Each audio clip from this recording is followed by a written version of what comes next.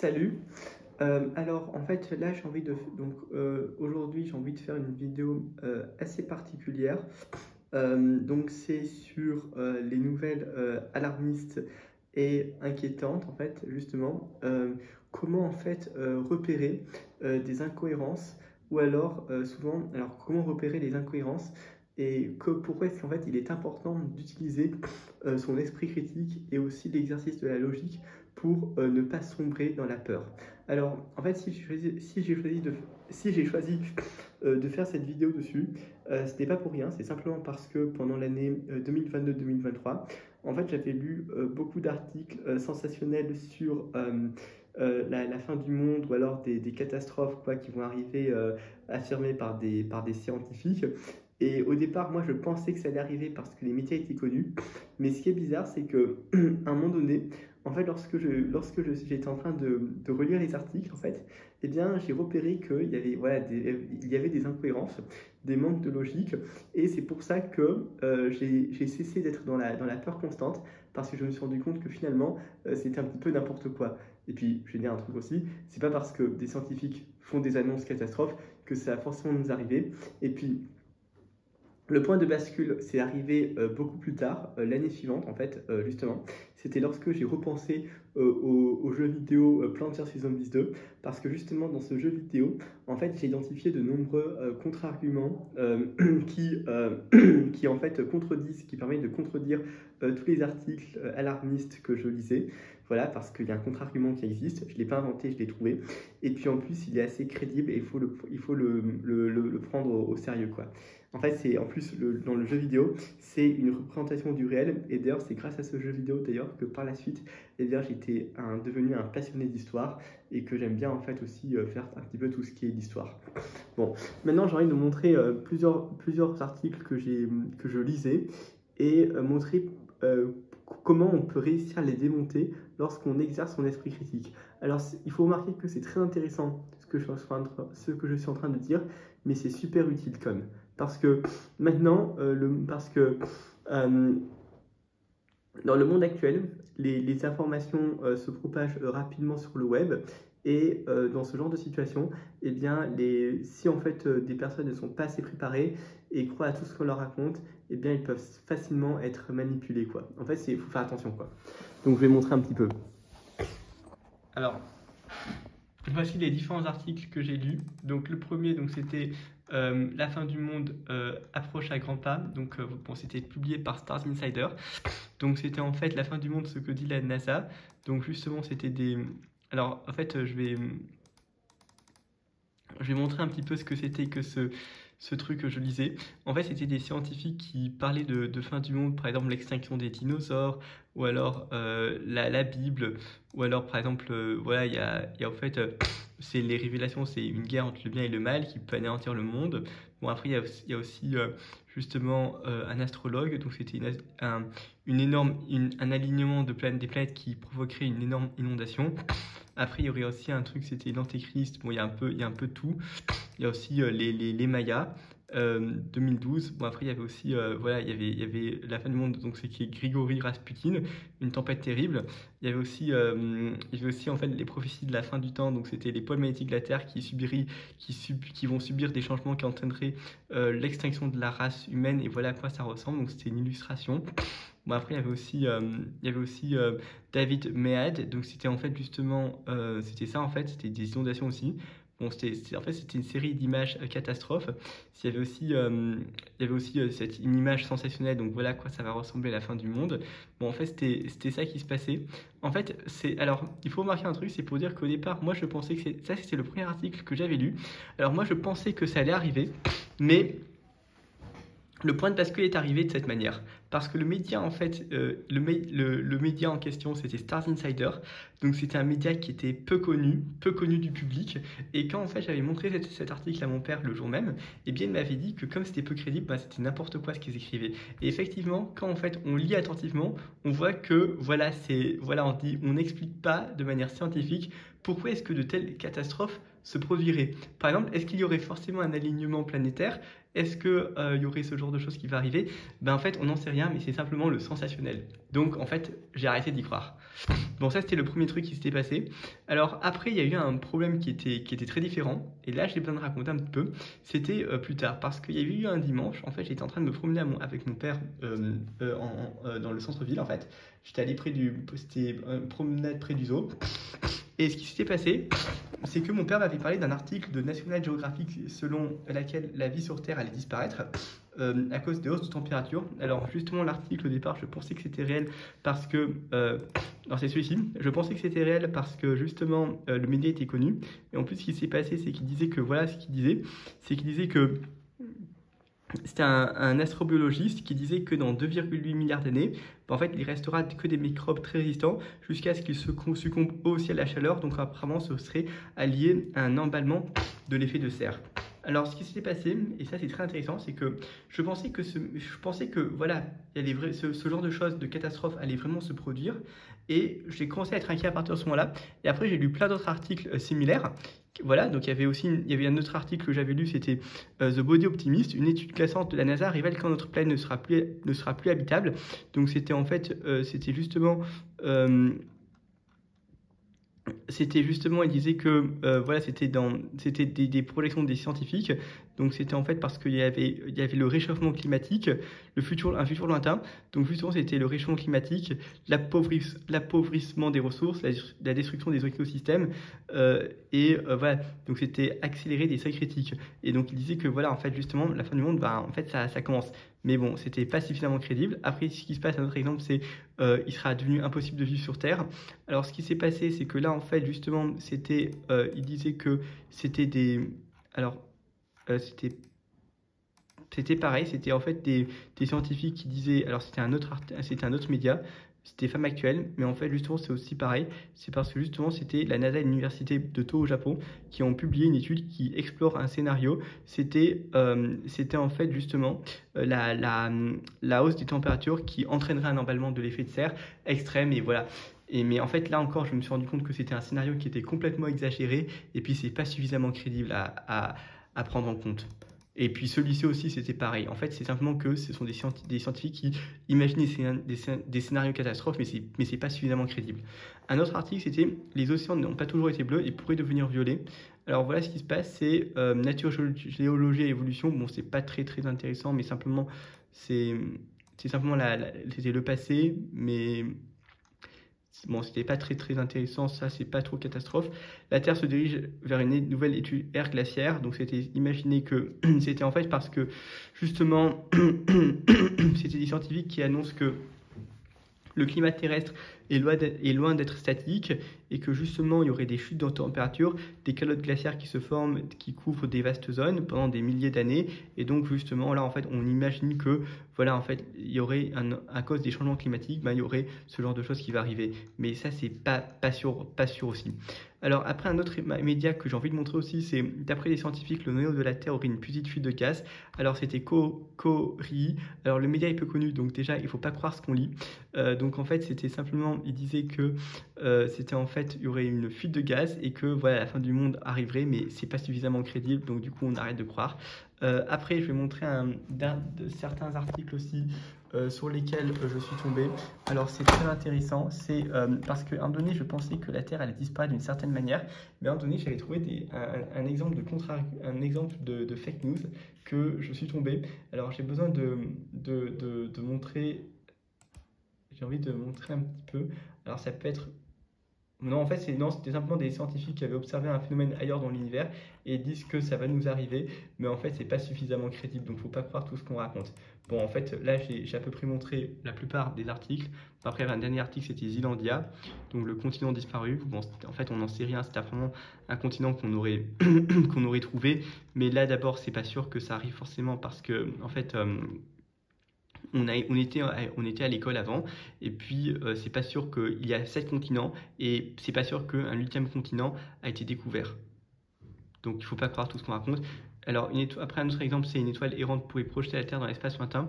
Alors là encore c'est n'importe quoi, c'est simplement des scientifiques qui observent c'est une étude menée par des scientifiques qui imaginent que voilà il y a une étoile errante qui pourrait en fait projeter des planètes hors du système solaire.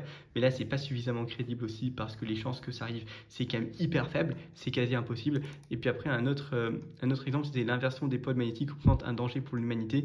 Donc ils imaginent que ces champs magnétiques de la Terre qui justement ferait que la fin du monde arrive. Mais là encore, c'était publié par Stars Insider, donc le média est peu connu, donc il ne faut pas croire. Après, il y a notre article, c'est à quoi pourrait ressembler la fin du monde. Donc c'est Stars Insider aussi. En fait, il ne faut pas croire aussi tout ce qu'on raconte. Bon, après, c'était simplement, on imagine des scénarios catastrophes, mais il ne faut pas croire aussi tout ce qu'on raconte en fait.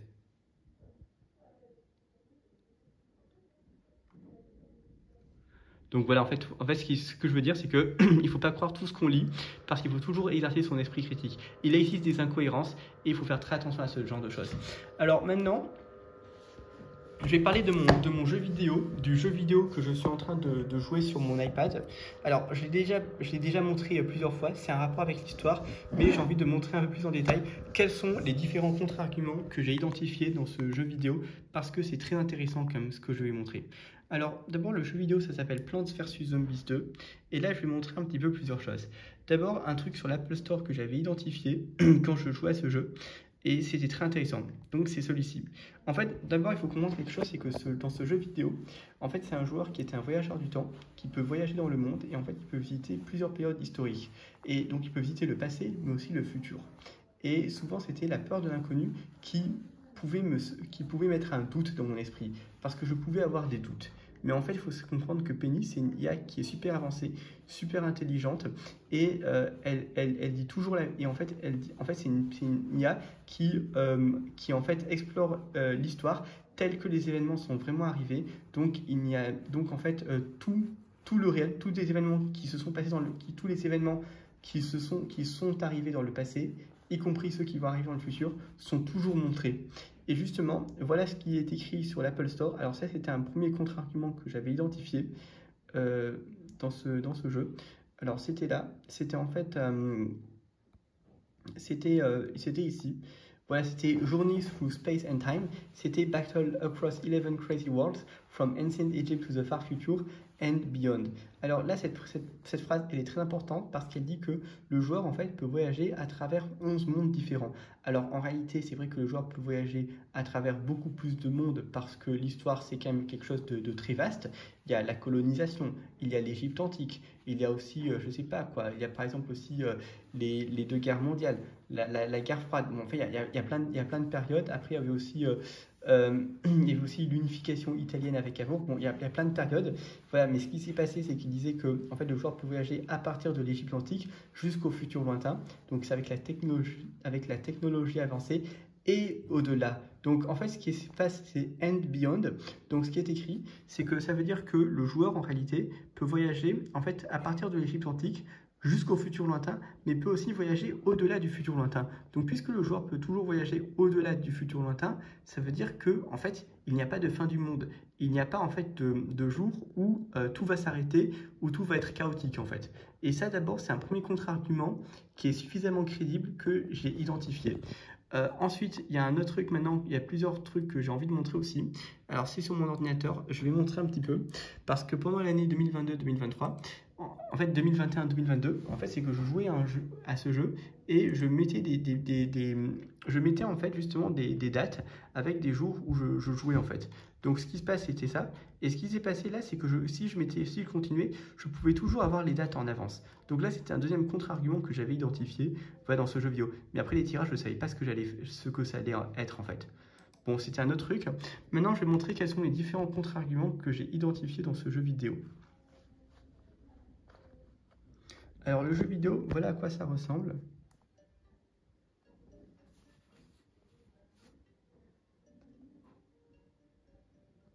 Alors, voilà, c'est quoi? Alors, d'abord, un contre-argument, donc c'est Benvenuto Viaggiatore Temporale. Donc, en fait, justement, ça veut dire que... En fait, ce qui se passe, c'est que justement, il y a écrit Bienvenue voyageur du temps. Donc, le joueur déjà était un voyageur du temps et peut visiter le futur ultra lointain. Ça, c'est déjà un premier truc. Ensuite, voilà ce qui se passe, c'est que dans le jeu vidéo, d'abord, il y a le calendrier des récompenses. C'est-à-dire que dans le jeu, les récompenses sont toujours programmées en avance, en fait, Par exemple, là, ils disent que voilà, la prochaine récompense sera le 01-09-2025. Voilà, donc il faut attendre encore 3h59 parce que c'est tous les jours, la récompense est disponible à partir de 2h du matin. Et là, en fait, on est le 31-08-2025 aujourd'hui. Bon, c'était juste une première remarque. Ensuite, il y a un autre truc aussi qu'il faut remarquer, c'est qu'il y a le mode arène. Alors, ce qui se passe, c'est que justement, dans le mode arène, en fait, justement, c'est qu'il y a des matchs toutes les 4 heures. Et ce qui est pas mal, c'est que les événements de la semaine, du mois sont toujours programmés à l'avance. Donc, c'est ici. Donc là, c'est actuellement, je suis en train de faire ce tournoi qui se termine dans 21 heures, par exemple. Et là, le prochain va commencer dans 21 heures. Donc, c'est tout. Donc, il y a toujours une continuité. Donc ça, c'était un premier contre-argument parce que ça continue toujours, il y a toujours des événements. Après, il y a un autre truc aussi que je vais montrer maintenant, donc c'est le mode aventure. Alors ça, c'est très important aussi que j'ai envie de le montrer.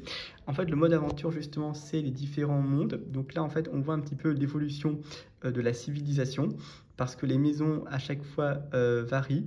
Alors voilà ce qui se passe. Par exemple, là, c'était la première. Alors, je ne vais pas redonner le cours d'histoire, mais par exemple, là, c'était la période, la préhistoire, donc la maison du joueur. En fait, ça ressemblerait à ça. Alors attention, il n'y avait pas d'humains lorsqu'il y avait des dinosaures, mais simplement comme le joueur peut voyager dans le temps, il peut aussi visiter la période des dinosaures. Donc ça, ce serait la fameuse maison, quoi. Après, ce qui se passe, c'est qu'il y a aussi des grottes de glace avec les mammouths. Alors là, il y avait les premiers hommes, donc c'était Néandertal. Donc c'était ça en fait. Donc c'était une grotte de glace. Après, la maison en Égypte, c'était un temple égyptien. Là, ça ressemble à ça. Après, c'est-à-dire que voilà, en fait, les maisons sont en rapport avec le monde en question. Là, c'est avec les pirates. Après, il y avait un autre truc, donc c'était aussi les années 1980. Donc voilà à quoi ça ressemble. Et après, il y avait le futur lointain, donc c'était l'année 2323. En fait, la maison du joueur, elle est très spéciale. Voilà à quoi elle ressemble. Donc c'est une maison en fait futuriste avec en fait une grande ampoule qui produit de l'électricité. Et puis il y a un jardin qui est vert. Bon, ça c'était le futur lointain. Mais après le futur ultra lointain, en fait le monde apparaît aussi. Et en fait c'est le fameux portail blanc. Alors ce qui est pas mal avec ce portail blanc, c'est que là en fait on ne sait pas ce qui se passe parce qu'effectivement on n'arrive pas à accéder. Il n'y a pas de zone illimitée, il n'y a pas de maison. Mais en fait s'il y en a une, et il faut voir un autre mode. En fait, dans le mode Penis Pursuit qui est au milieu, justement, c'est en fait les événements se déroulent toujours sur Terre, mais dans des quintillions d'années dans le futur. C'est pour ça que justement, le mode s'appelle Penis Pursuit. Donc en italien, c'est Ricerca di Penny. Et voilà à quoi ça ressemble. En fait, ce qui se passe, c'est que dans le jeu vidéo, les combats en boss, effectivement, se déroulent dans ce lieu. Mais il faut remarquer un autre truc, c'est que là, en réalité, justement, les plateformes du futur ultra lointain, voilà à quoi ça ressemble, c'est ça en fait, c'est avec la maîtrise du temps. Alors pour prouver qu'effectivement il n'y a vraiment pas de fin du monde, en fait, contrairement à ce que certains scientifiques pourraient annoncer, pseudo-scientifiques enfin, eh bien j'ai envie de montrer quelque chose. Je vais montrer maintenant le niveau 4 que justement j'ai prévu de jouer. Donc là en fait je vais faire sélectionner le niveau 2. Je vais montrer à quoi ressemble le monde en question. Donc d'abord, la maison du joueur, alors c'est Penny, en fait c'est très spécial. Voilà, ça ressemble à ça. Et ça, c'est la plateforme du futur ultra lointain. Alors, le futur ultra lointain, c'est avec la maîtrise du temps. Donc, c'est-à-dire que c'est en fait avec des horloges, des pendules, etc. Et voilà à quoi ça ressemble. Donc ça, en fait, justement, c'est le monde en question. Et puis là, ce sont les fameuses tondeuses à gazon du futur.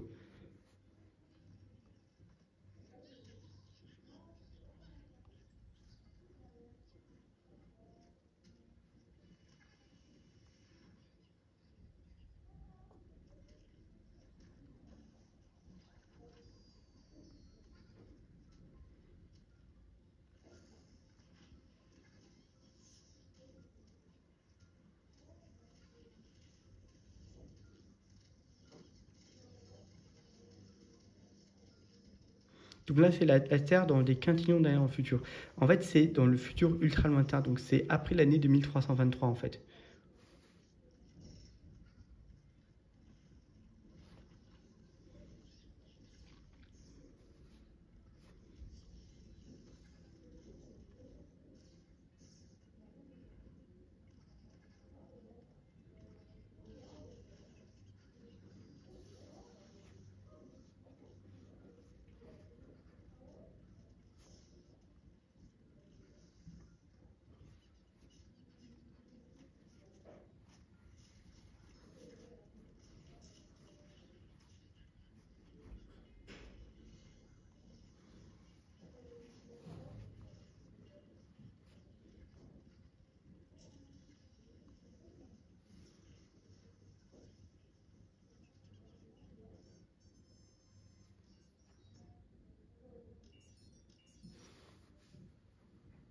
Donc là, c'est avec les bonus penny en plus.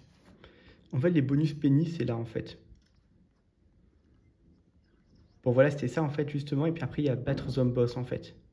Mais là, c'est la création de Zone Boss, à quoi ça va ressembler. Donc là, en fait, justement, c'est ça les différents contre-arguments que j'ai identifiés dans le jeu vidéo. Et après aussi, il y a un autre truc aussi, c'est parce que là, en fait, il y a le Pinata Party, le prochain aura lieu, en fait, justement, dans 10h, 53 minutes et 45 secondes. Donc c'est toujours donné en avance.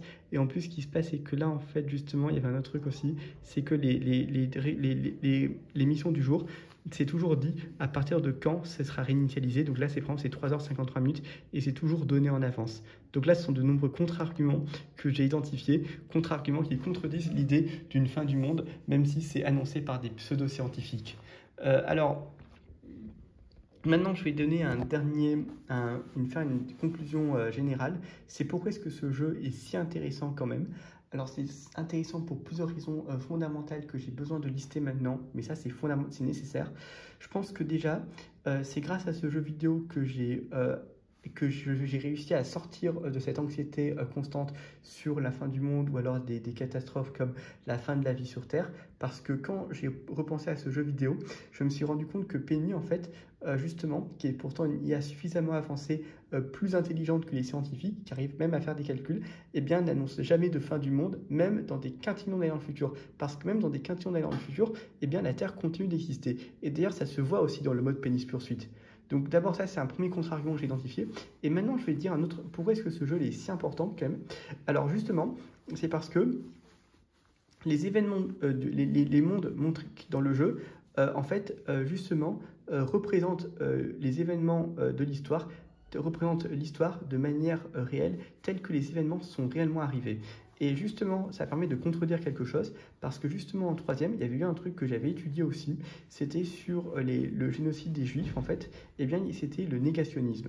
En fait, ce qui s'était passé, c'est qu'il y avait des négationnistes qui essayaient de dire, par exemple, qu'il n'y avait pas eu de chambre à gaz, qu'il y avait eu très peu de Juifs qui étaient morts, ou alors que le génocide juif est un détail de l'histoire. Bon, il y avait plein de propos négationnistes dessus. Et effectivement, le négationnisme a été interdit par la loi Guesso plus tard, parce que maintenant, il y a des peines de prison qui sont prononcées. Et si maintenant je parle de ce jeu vidéo, en fait c'est justement parce que comme les événements dans le jeu vidéo sont représentés de manière réelle, eh bien ça permet de contredire tous les discours négationnistes, puisque dans ce jeu vidéo, malheureusement, le génocide juif va vraiment avoir lieu, tel que ça arrive dans la réalité. Mais bon, c'était un exemple. Après, il faut savoir que il y a quand même des choses qui sont pas mal. C'est que l'Égypte antique, avec les hiéroglyphes, c'est vraiment arrivé dans le réel. Ça fait partie de l'histoire, c'est montré dans le jeu vidéo. Les pirates, alors même si ce chapitre n'a pas été abordé en histoire au collège, eh bien c'est montré dans le jeu vidéo. C'était le XVIIe siècle avec la piraterie. Bon, après aussi le Far West. Mais en fait, toutes les périodes, en fait, de toute façon, même si certaines périodes ne sont pas montrées, elles sont sous-entendues dans le jeu vidéo. Et donc, l'idée d'une fin du monde, eh bien, n'est pas montrée puisqu'elle ne va pas avoir lieu ni dans le réel. Donc là, déjà, c'est un contre-argument que j'ai identifié. Et c'est ça. Voilà.